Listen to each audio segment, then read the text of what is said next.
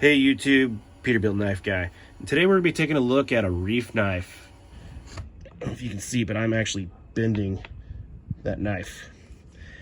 And as you could already tell from the thumbnail, this is the REIFF Knives F3XC. If I can get that in there. Where is it at? There it is. Made in USA, REIFF Knives. She's in CPM 3V. And it's a very tiny little fixed blade, but it is also a very robust little fixed blade, and that's well, we'll find out here pretty soon if that is a plus or a minus. Comes in just a standard box, nothing special about it. Apparently they guarantee these things for life. Now, I have not been onto REIFF's website to actually read their warranty, but it says carries no warranty, guaranteed for life. So I mean, if that's the case, cool. Little sheath, little pancake style sheath here. Now, one thing I did find with this knife though, right out of the box, first off, this is not a brand new knife. This is I purchased this from Heavyset Tactical.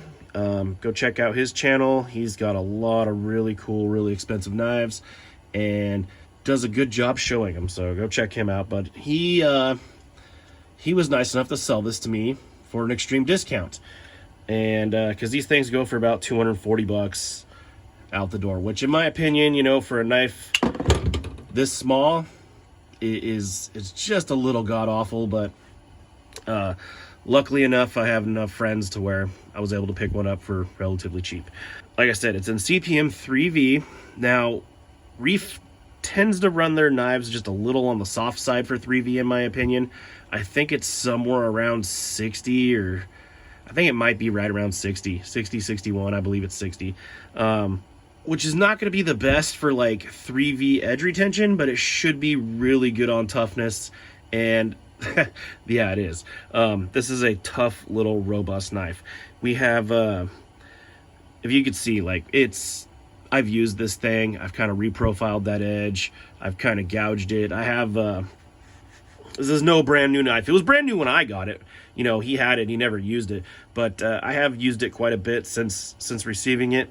But we have some sort of G10 handles. I believe these are like, I don't know, like a desert tan, or I don't freaking know. OD green. I think it's OD green. I don't know.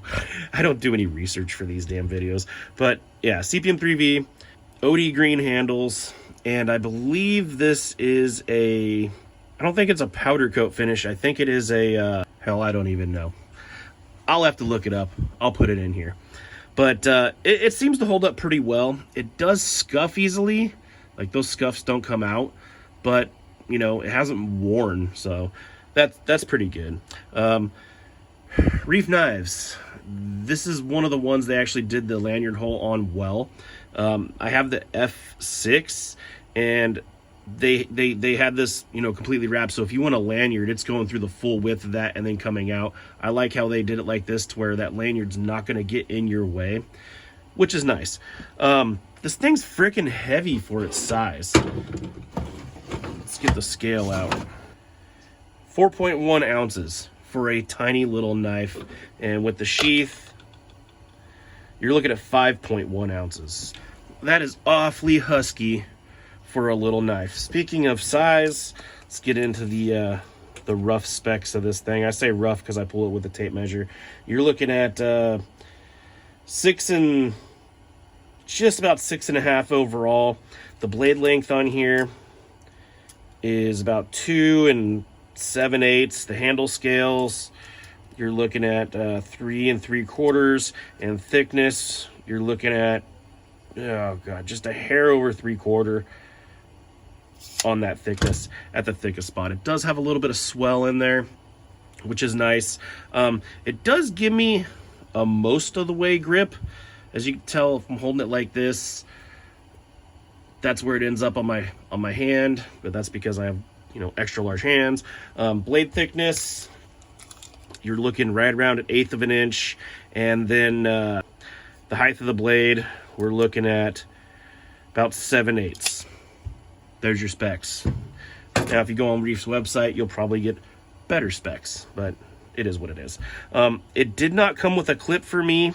I don't know if it came with a clip for heavyset tactical, but whatever.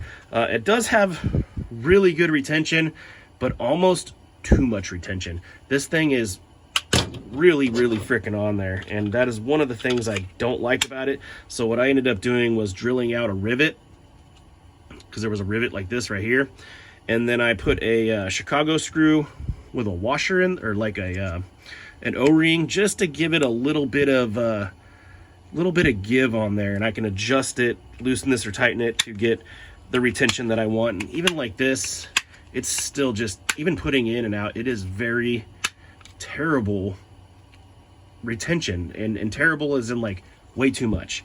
Does give you cool ballistic ejection though. Pow. But so what we have here is the blade. Now this is one of the things that I'm not very big fan of on this knife. Number one, I don't like how the blade, in my opinion, is thinner than the handle.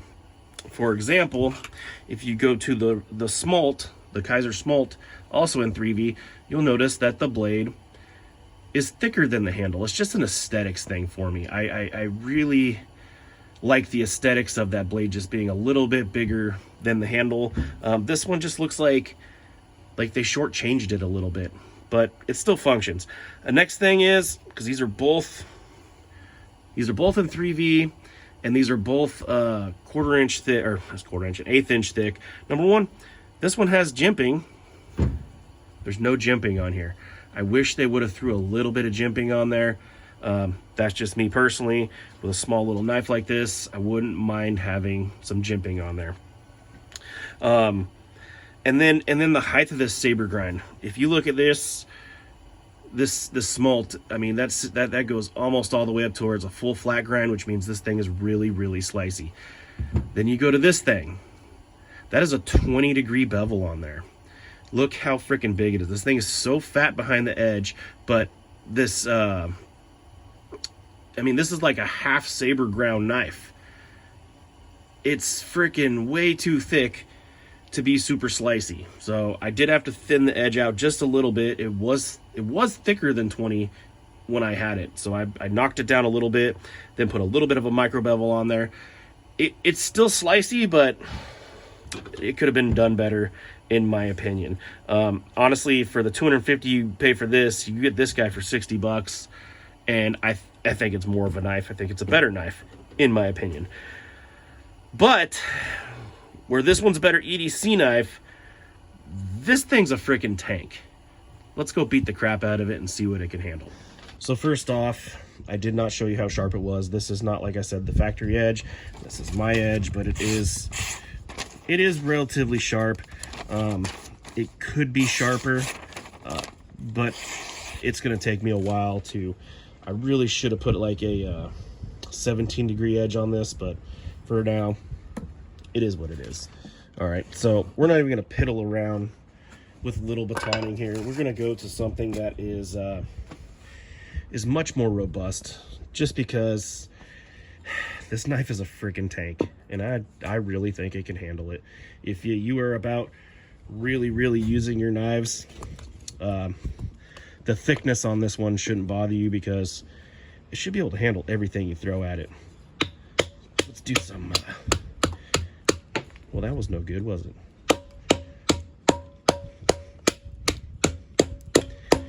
I mean, and I'm using a freaking hammer.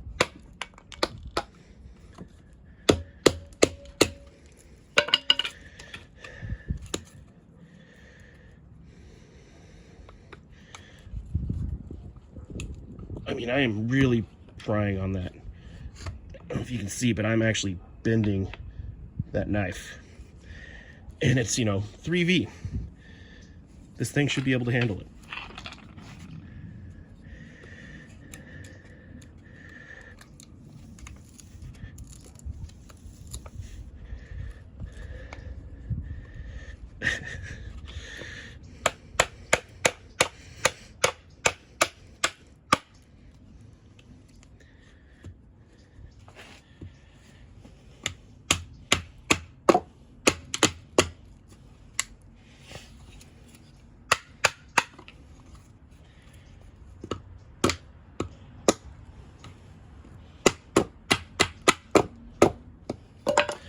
Now, I'm not saying this is how you should use a knife, but I want to know, if you're going to pay this much for a frickin' knife, is it going to be able to handle this? Ah, my finger's stuck.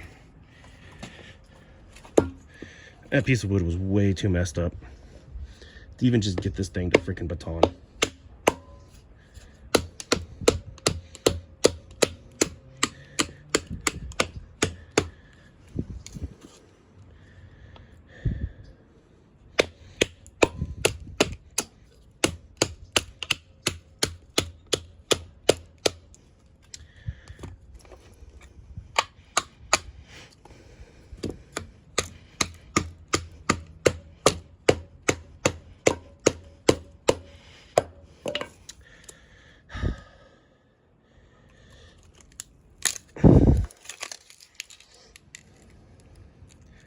This thing is a very robust, very robust little EDC fixed blade, for sure. Look at this funkiness right here.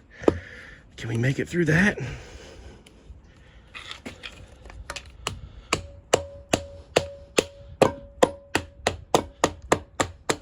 Oh yeah. Look at this.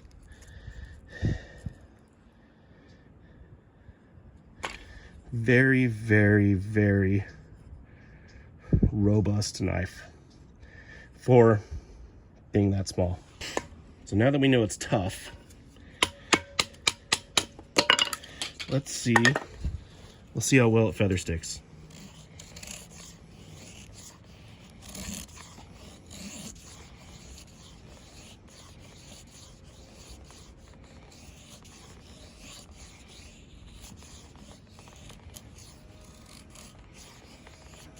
Actually, I'm getting quite a bit of curls out of this, which is unusual for me. That's actually really not bad. Good job. So being how this is the XC model, that means extreme conditions. So it's the they have the F3, and then they have the F3XC, which is extreme conditions, which means the coating on the blade, it has a little bit more of a robust tip. I mean, look at that tip. That is freaking robust. You are not breaking that tip. I mean, if you really tried hard enough, you could, but you're not going to break it just using it. That's for sure. How about some cross batoning with a hammer, of course.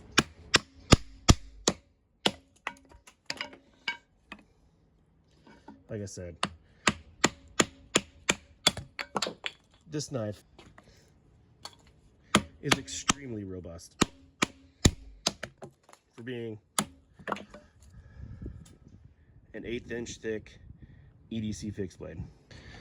So now we've come to the point in this video where I'm gonna test the heat treat. I just see, you know, if this is heat treated well. There's no hiccups in this blade yet at all. So what we're gonna do is, on this aluminum block, I got some steel baling wire here. We're just gonna hammer it through it a couple times, you know, not hard, just tap it through, and see if it does put any, you know, like chips or rolls or snags in this 3V. So here we go. By the way, D2 did this extremely well, so I'm really hoping that 3V stands up to it.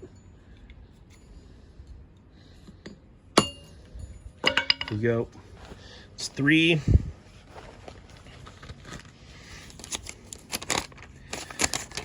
See if we get any snags. Not really. Not really at all, actually. I mean, you could kind of hear something, but actually you can't. Damn, impressive. Good stuff.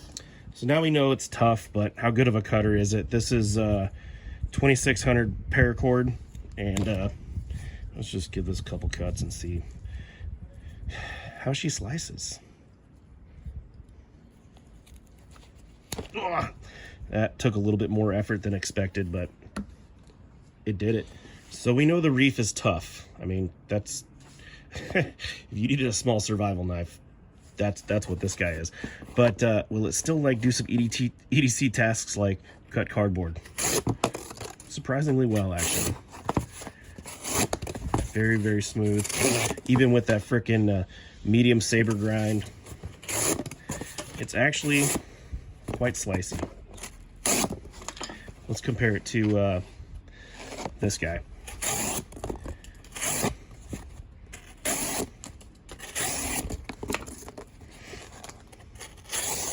Yeah, it does it, but it just has a little bit more drag, just because of that saber grind, but not bad. So overall, this knife is a very robust knife.